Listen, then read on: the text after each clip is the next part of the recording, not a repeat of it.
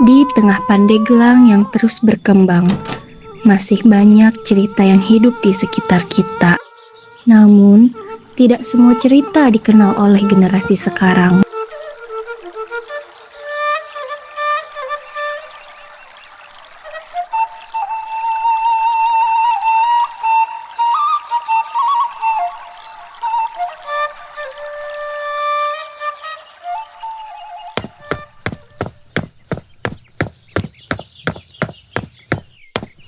Salah satunya adalah sosok yang namanya diabadikan di depan Kodim Pandeglang. Siapa sebenarnya sosok di balik nama itu?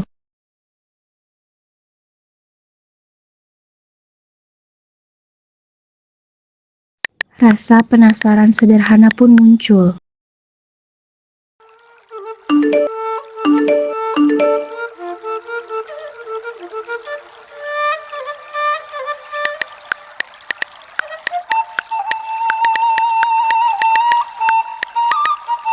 Pertanyaan itu ternyata membawa rasa penasaran yang sama, karena kami juga belum benar-benar mengenalnya. Daripada hanya bertanya-tanya, kami memutuskan untuk mencari jawabannya bersama. Dan perjalanan kecil itu pun dimulai, karena jawaban tidak selalu datang dengan sendirinya. Terkadang, kita harus mencarinya. Langkah itu membawa kami ke tempat yang menyimpan banyak cerita. Di antara rak-rak buku, kami mulai mencari jawaban. Dan ternyata banyak cerita masih tersimpan di dalam lembaran-lembaran buku. Melalui membaca, kami mulai mengenal kisah yang selama ini belum kami ketahui.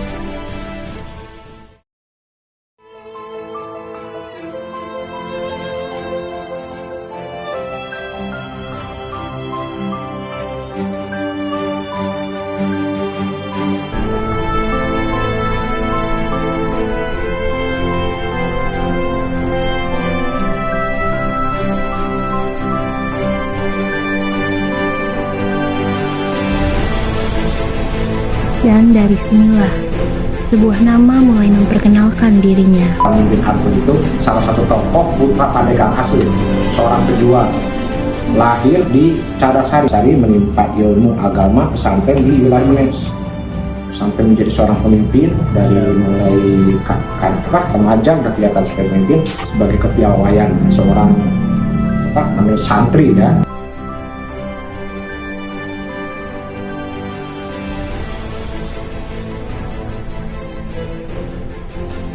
Nggak bisa memimpin dalam suatu organisasi. Saat itu kita tuh masih zaman kolonial Belanda.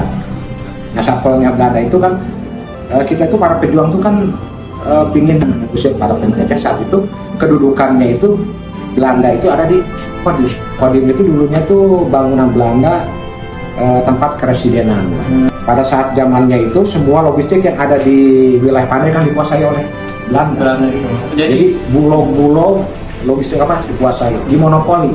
Jadi saat itu merasa rakyat kita itu merasa terjepit karena udah didominasi semuanya masalah perekonomian. Bukan semua harus setor, harus gitu. Seperti dengan keadaan seperti itu kan beliau langsung memimpin rasa ketidakadilan untuk mengusir penjajah itu.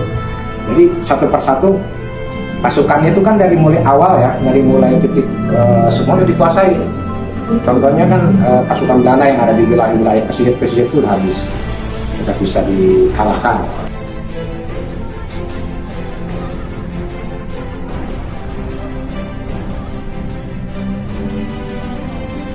Penyerangan itu udah mendekat ke arah Kodim.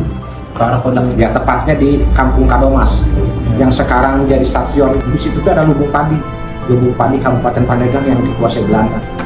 Direbutlah sama Ki Salmin itu ya, keluar dengan pasukannya, kalah, sudah direbut, dikuasai.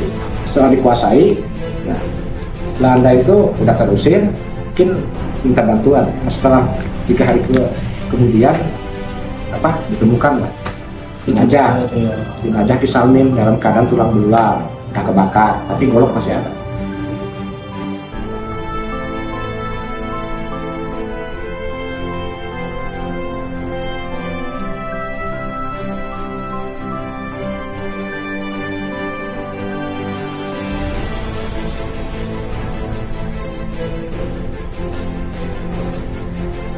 makamnya di makam pahlawan tulisannya Salimi bin Argo.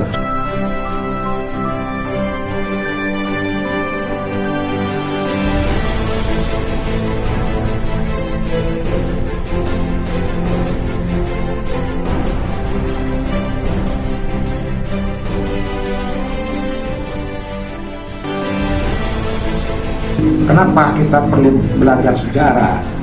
Jadi sejarah itu kan cerita tentang masa lampau. Bukan kita menceritakan masa lampau untuk kita tidak mau maju. Iya. Justru kita itu menceritakan masa lampau untuk menopang ke masa depan.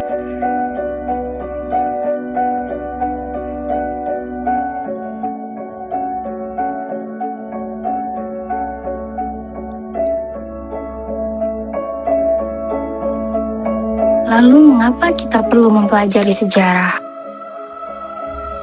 Karena sejarah bukan sekedar cerita tentang masa lalu. Melalui sejarah, kita mengenal perjuangan para pendahulu dan mengambil pelajaran untuk melangkah menuju masa depan. Dengan mengenal sejarah, kita tidak hanya mengetahui apa yang telah terjadi, tetapi juga memahami siapa kita dan kemana kita akan melangkah.